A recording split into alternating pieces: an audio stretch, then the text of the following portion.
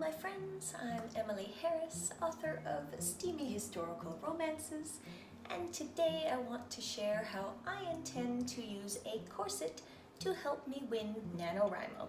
So stick around.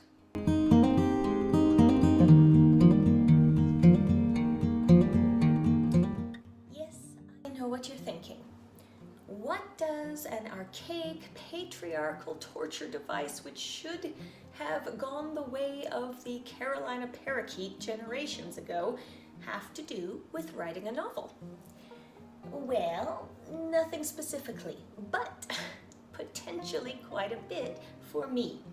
If you saw my Preptober video, you'll know I was still knee-deep in revisions in the final book of my Currents of Love series, and therefore had pretty much no plan for Nanowrimo. Since then, however, things have changed a bit. First, I realized what project I probably ought to work on during Nano, which is a 4-book series I thought up specifically for submitting to a smaller publisher who I love, so if I want to do that, I have to get rolling on it. Second, I've been inspired by Xana Renee of Xana's Books and Alyssa Markins, both of whom are currently going through a Writer Gets Ripped challenge, introduced by Xana with the aim of increasing mindfulness related to author health and well-being. Knowing I am likely to spend even more hours than usual sitting at my desk this month, I decided to make the effort and join in the fun with Xana Renee and Alyssa. So, of course, the first thing that sprang to mind was a corset. Contrary to popular belief, the corset, first introduced into fashion as we know it in the 16th century, was and is not a fatal garment destined to cause irreparable damage and disfigurement to the body.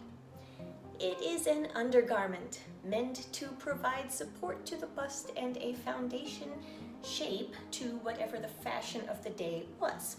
The trend of tight lacing or cinching the corset to extremes did not factor in until the Victorian era, reaching its height in the late 1800s. Even so, relatively few women participated in this fashion extreme, given it just wasn't plausible for anyone who had to perform work and household tasks. So, why do I want to incorporate a corset into my nano plans? Well, modern day corseting incorporates both exercise and dietary aspects, which feed into the Writer Gets Ripped challenge. Comfort considerations also factor into my desk time, all of which I'm about to go over. Additionally, I have a personal interest in corsets as fashion and art pieces. So, as an historical dress enthusiast who made my first corset as a teenager for the Renaissance Festival, I have always loved the look and shape of historical clothing, in particular Victorian-era dresses. I became a tight lacer in my 20s, but have not maintained the practice in recent years due to ongoing digestive issues that have prevented it. I recently came up with a plan, hopefully, to help with this issue, which includes changing the consistency and focus of the foods I eat at certain times during the month. And if I am successful with this, it will mean I can wear my corset for the full month as well, so I'm curious to see how it works out. Exercise comes into the mix because stronger back and core muscles make wearing the corset much more comfortable.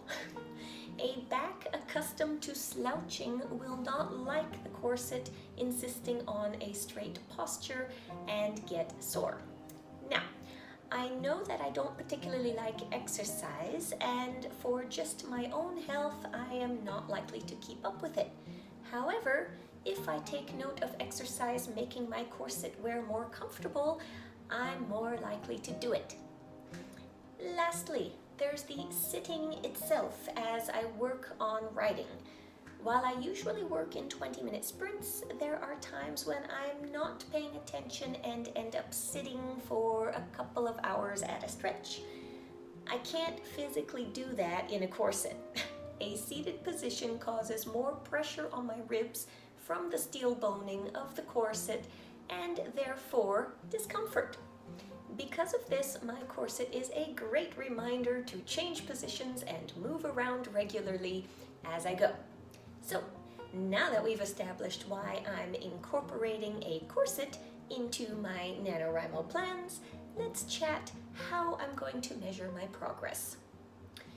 On the diet front, I'm just going to be monitoring my food and seeing if the changes I make have a positive effect on my digestion or not. As to exercise, the plan is to rotate between an exercise program I have and actually like well enough but never successfully completed, and yoga routines. My corset plans are more measurable. I've been testing this out over the past couple of days and wearing my corset at a measurement of about 23 inches for 3 to 5 hours a day, which is a good start.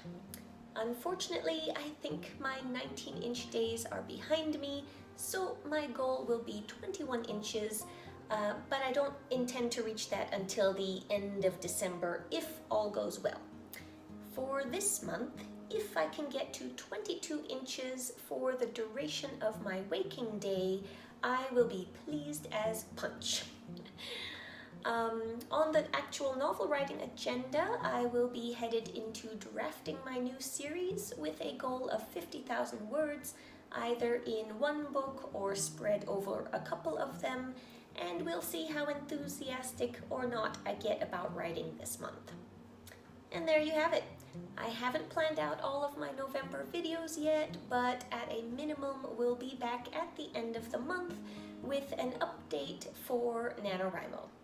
For everyone else who's participating this year, best of luck to you, and I am looking forward to watching all of the update videos. Until next time everyone, happy reading!